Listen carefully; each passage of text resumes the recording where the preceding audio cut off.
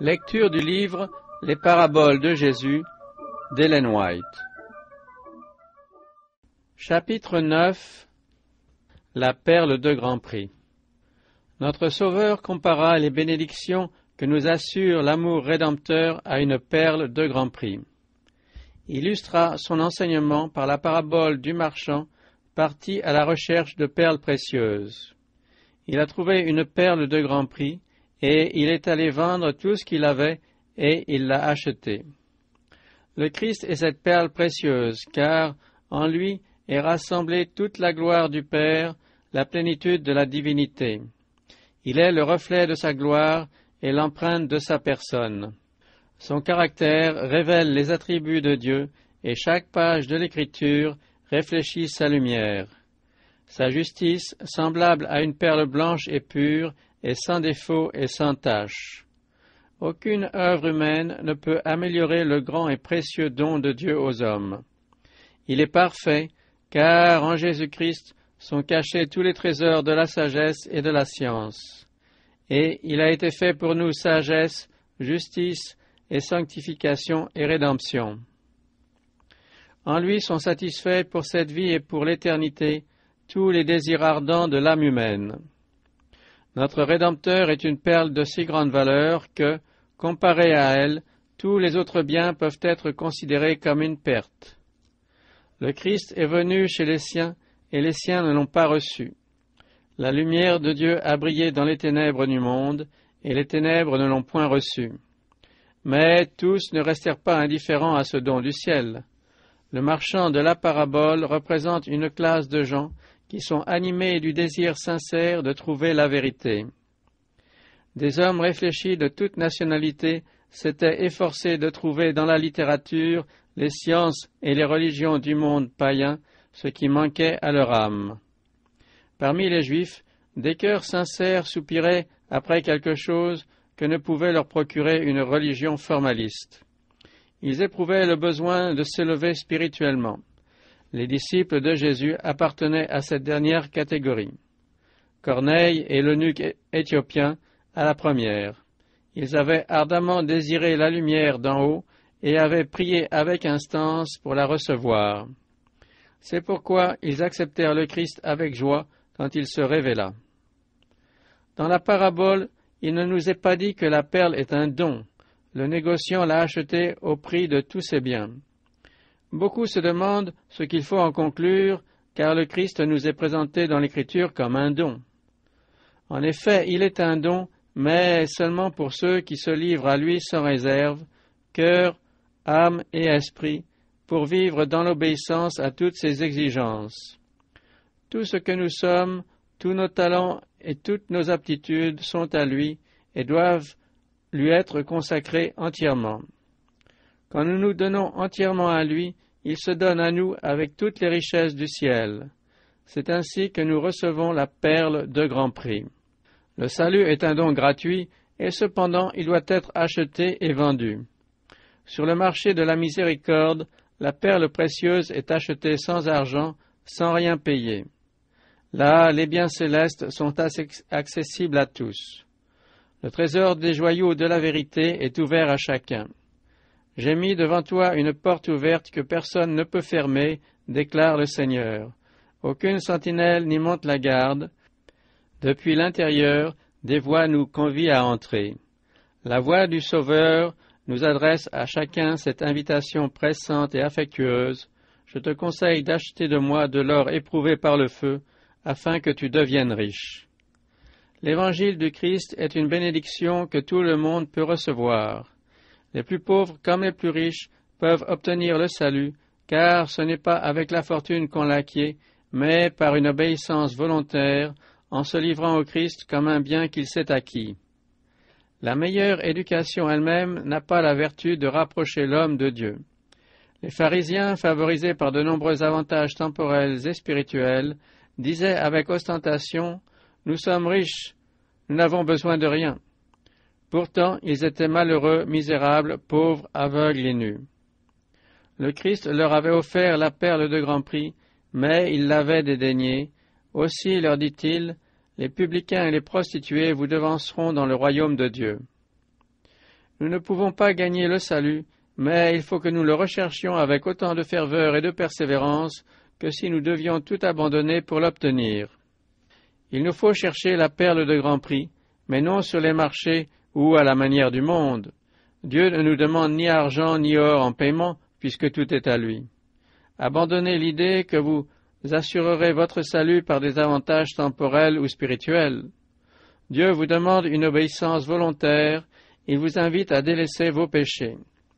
Celui qui vaincra, dit-il, je le ferai asseoir avec moi sur mon trône, comme moi j'ai vaincu et me suis assis avec mon Père sur son trône. Certaines personnes semblent être constamment à la recherche de la perle céleste, mais elles ne consentent pas à rompre tout à fait avec leurs anciennes habitudes. Elles ne meurent pas à elles-mêmes pour laisser le Christ vivre en elles. C'est la raison pour laquelle elles ne parviennent pas à trouver la perle précieuse. Elles sont esclaves d'ambitions malsaines et de l'attirance exercée par le monde. Elles ne prennent pas leur croix ni ne suivent leur Sauveur sur le chemin du renoncement et du sacrifice. Presque chrétiennes, elles semblent près du royaume des cieux, mais ne peuvent y entrer. Presque sauvées, mais pas entièrement, cela signifie non pas presque, mais totalement perdues. La parabole du marchand de perles fines a deux sens. Elle ne s'applique pas seulement aux hommes qui soupirent après le royaume des cieux, mais aussi au Christ qui est à la recherche de son héritage perdu. Divin marchand en quête de belles perles, il a discerné dans l'humanité la perle de grand prix.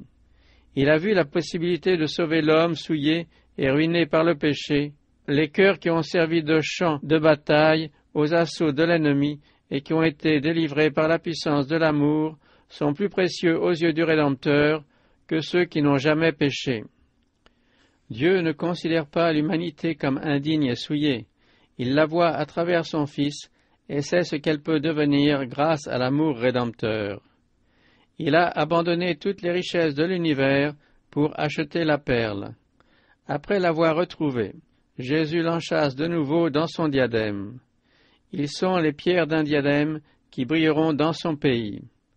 Ils seront à moi, dit l'Éternel des armées, ils m'appartiendront au jour que je prépare. Mais le thème sur lequel nous devons méditer avant tout, c'est le Christ, perle de grand prix, et le privilège que nous avons de pouvoir posséder ce trésor céleste. C'est le Saint-Esprit qui nous fait connaître la valeur de la perle de grand prix. C'est quand on la recherche avec ferveur jusqu'à ce qu'on l'ait trouvée que le Saint-Esprit manifeste sa puissance. Au temps du Christ, nombreux étaient ceux qui venaient écouter la bonne parole, mais leur esprit était obscurci par de faux enseignements, et ils ne reconnaissaient pas dans l'humble Maître de Galilée l'envoyé de Dieu. Mais après l'ascension du Christ, son élévation au trône et l'inauguration de son œuvre de médiation furent marquées par l'effusion du Saint-Esprit au jour de la Pentecôte. Les témoins de Jésus proclamèrent la puissance du Sauveur ressuscité.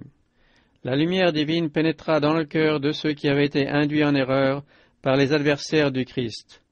Désormais, ils l'exaltèrent publiquement comme prince et sauveur pour donner à Israël la repentance et le pardon des péchés. Ils le virent entouré de la gloire des cieux, prêt à répandre de riches bénédictions sur tous ceux qui abandonneraient la voie de la révolte. Lorsque les apôtres proclamèrent la gloire du Fils unique venu du Père, 3000 âmes se convertirent. Elles se virent telles qu'elles étaient, pécheresses et souillées, et reconnurent en Jésus leur ami et leur Rédempteur. Le Christ fut exalté et glorifié par la puissance de Dieu qui reposait sur l'homme. Par la foi, les nouveaux croyants virent en lui celui qui avait supporté l'humiliation, la souffrance et la mort, pour qu'ils ne périssent pas mais qu'ils aient la vie éternelle. La révélation du Christ par l'Esprit leur permit de comprendre toute l'étendue de sa puissance et de sa majesté. C'est ainsi que, tendant des mains vers lui avec foi, ils purent s'écrier « Nous croyons ». Alors l'heureuse nouvelle du Sauveur ressuscité se répandit jusqu'aux extrémités du monde habité. L'Église vit accourir à elle de tous côtés une foule de convertis. Des croyants se reconvertissaient et des pécheurs se joignaient aux chrétiens pour découvrir eux aussi la perle de grand prix. La prophétie se réalisait, et le faible parmi eux sera dans ce jour comme David, et la maison de David sera comme Dieu, comme l'ange de l'Éternel devant eux. Chaque chrétien voyait en son frère l'image de l'amour divin. Un seul intérêt prévalait dans l'Église, éclipsant tous les autres, refléter le caractère du Christ et travailler à l'édification de son royaume. La multitude de ceux qui avaient cru n'était qu'un cœur et qu'une âme. Les apôtres rendaient avec beaucoup de force témoignage de la résurrection du Seigneur Jésus, et une grande grâce reposait sur eux tous. Et le Seigneur ajoutait chaque jour à l'Église ceux qui étaient sauvés. L'Esprit du Christ animait toute l'assemblée, car chacun avait découvert la perle de grand prix.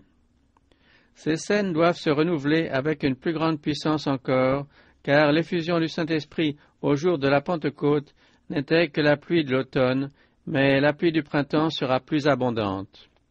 L'Esprit attend que nous aspirions à le recevoir. Le Christ doit être une seconde fois révélé dans sa plénitude par la puissance de l'Esprit. Les hommes discerneront la valeur réelle de la perle précieuse et ils s'écrieront avec l'apôtre Paul « Ces choses qui étaient pour moi des gains, je les ai regardées comme une perte à cause de Christ. Et même je regarde toutes choses comme une perte à cause de l'excellence de la connaissance de Jésus-Christ, mon Seigneur. »